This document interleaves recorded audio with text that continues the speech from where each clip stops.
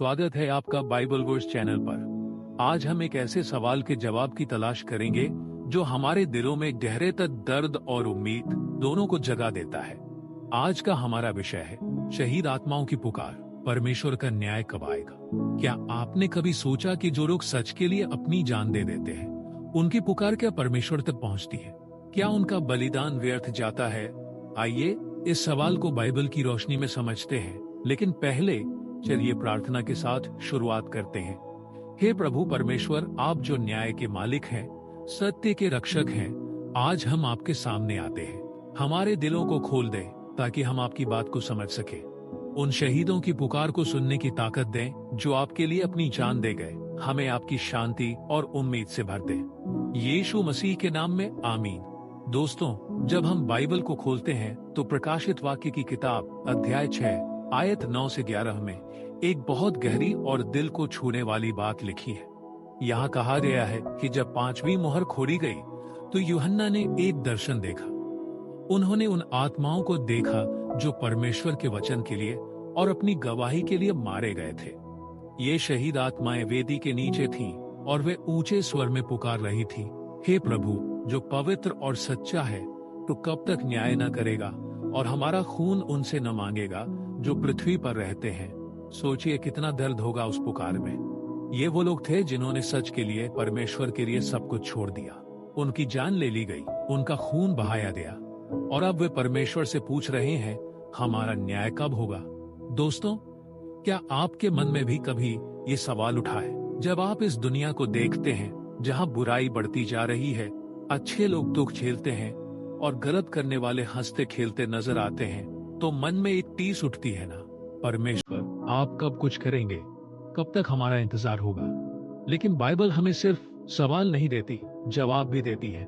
अगली आयत में लिखा है कि उन शहीद आत्माओं को सफेद वस्त्र दिए गए और उनसे कहा गया कि वे थोड़ा और इंतजार करें। क्यों? क्योंकि अभी और लोगों को परमेश्वर की राह पर चलते हुए अपने प्राण देने थे। यह सुनकर शायद मन में उदासी हो कि अभी और इंतजार करना है, लेकिन दोस्तों, यहाँ एक बड़ी सच्चाई छुपी है। परमेश्वर का समय हमारी समझ से परे है। वह देर नहीं करता, बल्कि अपनी दया और धीरज दिखाता है। 2 पतरस 3:9 में लिखा है, प्रभु अपनी प्रतिज्ञा के बारे में देर नहीं करता, जैसा कि कुछ लोग देर समझते हैं, परंतु हमारे प्रति धीरज धरता है और नहीं चाहता कि कोई नाश हो, परंतु सब पश्चाताप करे। इसका मतलब क्या है? परमेश्वर चाहते हैं कि हर इंसान को अपनी गलतियों से वापस आने का मौका मिले। वह चाहते हैं कि कोई भी उनके न्याय के सामने नाश ना हो, लेकिन इसका यह मतलब नहीं कि न्याय कभी आएगा ही नहीं। बाइबल बार बार कहती है कि एक दिन वह आएगा और उस दिन हर आंसू पोंछा जाएगा। अब जरा सोचिए, शहीदों की पुकार क्या सिर्फ उनके लिए है? नहीं दोस्तों, उनकी पुकार हम सबके लिए भी एक संदेश है। जब हम उनके बलिदान के बारे में सोचते हैं तो हमें याद आता है कि इस दुनिया में सच के लिए लड़ना आसान नहीं है। शहीदों ने अपने परिवार, अपनी सुख सुविधाएं, यहाँ तक कि अपनी जान तक छोड़ दी, सिर्फ इसलिए क्योंकि वे परमेश्वर के वचन पर अडिग रहे। क्या हम भी ऐसा कर सकते हैं? क्या हम भी अपने छोटे छोटे दुखों में परमेश्वर पर भरोसा रख सकते हैं? इब्रानियों 11 में हमें ऐसे ही विश्वास के नायकों की कहानियां मिलती हैं। वहां लिखा है कि कुछ लोग आग की भट्टियों से बच गए, तो कुछ को तलवार से मार डाला गया, कुछ को चमत्कार मिले, तो कुछ ने दर्द सहा, लेकिन सबका एक ही लक्ष्य था, परमेश्वर की महिमा। दोस्तों, शहीदों की पुकार हमें यह सिखाती है कि यह दुनिया हमारा असली घर नहीं है।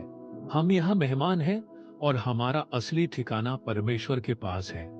अब एक और बात पर गौर कीजिए। प्रकाशित वाक्य में जब शहीद पुकारते हैं तो परमेश्वर चुप नहीं रहते, उन्हें सफेद वस्त्र दिए जाते हैं। ये पवित्रता और जीत का प्रतीक है। इसका मतलब है कि परमेश्वर उनकी पुकार को सुनते हैं। उनका बलिदान व्यर्थ नहीं जाता। हर वो खून की बूंद जो सच के लिए बहाई गई, परमेश्वर के सामने गवाही देती है और एक दिन वह हर गलत को ठीक करेंगे। प्रकाशित वाक्य 20:12 से 13 में लिखा है कि एक दिन किताबें खोली जाएंगी और हर इंसान अपने कर्मों के हिसाब से न्याय पाएगा। उस दिन कोई बच नहीं सकेगा, न बुराई करने वाला, न दुख देने वाला। लेकिन दोस्तों, यहाँ एक सवाल और उठता है, क्या हम उस दिन के लिए तैयार हैं?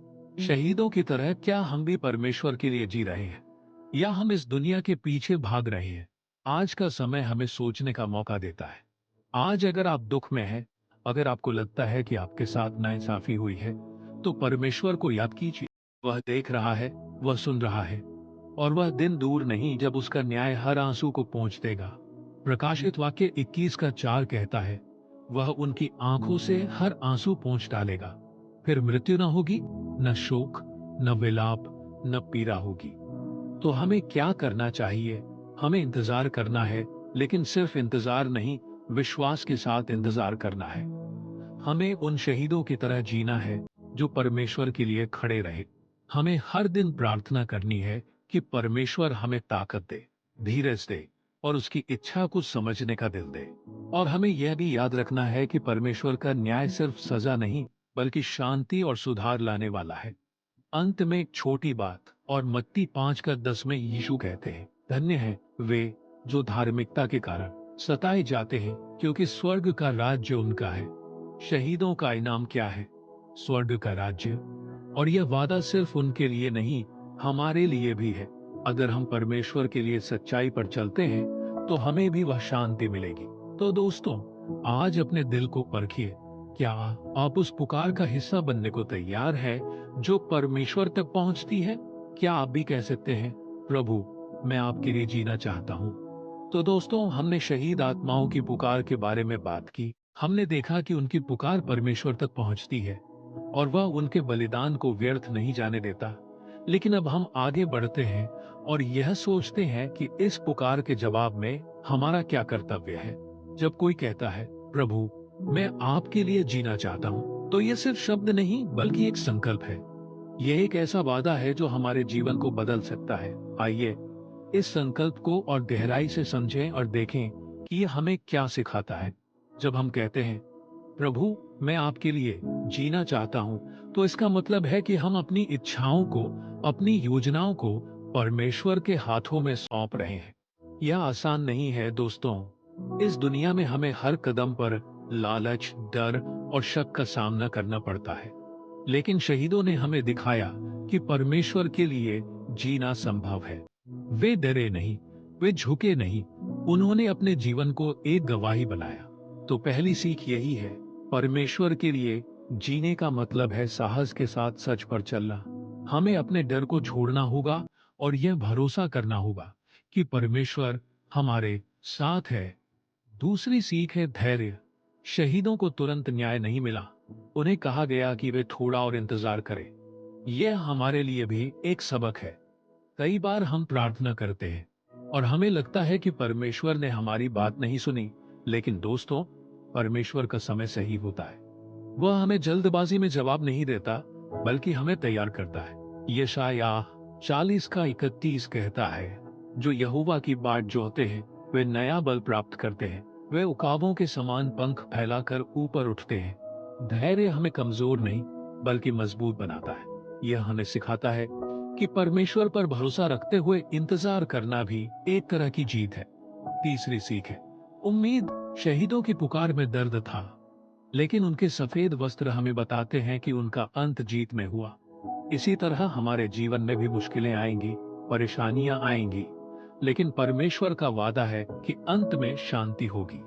रोमियो 8 का 18 कहता है, मैं समझता हूं कि इस समय के दुख उस महिमा के सामने कुछ भी नहीं है जो हम पर प्रकट होने वाली है।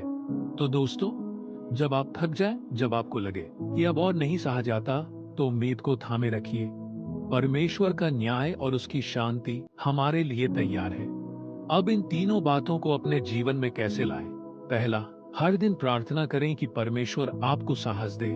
दूसरा, जब जवाब न मिले तो धैर्य रखें और ये याद रखें कि परमेश्वर की योजना बड़ी है। और तीसरा, हर मुश्किल में उम्मीद को मत छोड़ें, क्योंकि परमेश्वर का वादा पक्का है। शहीदों की पुकार हमें यह भी सिखाती है कि हमारा जीवन सिर्फ हमारे लिए नहीं, बल्कि दूसरों के लिए भी एक मिसाल बन सकता है। जब हम परमेश्वर के लिए जीते हैं, तो हम दूसरों को भी प्रेरणा देते हैं। अब चलिए इस संदेश को एक प्रार्थना के साथ पूरा करते हैं। हे प्रभु परमेश्वर, हम आपके सामने उन शहीद आत्माओं के लिए प्रार्थना करते हैं जिन्होंने आपके नाम के लिए अपनी जान दी। उनकी पुकार को सुने और अपने न्याय को जल्दी लाए। हमें भी विश्वास में मजबूत करें ताकि हम हर हाल में आप पर भरोसा रखें, इस दुनिया के दुखों से हमें पार ले जाए और अपनी शांति से भर दे।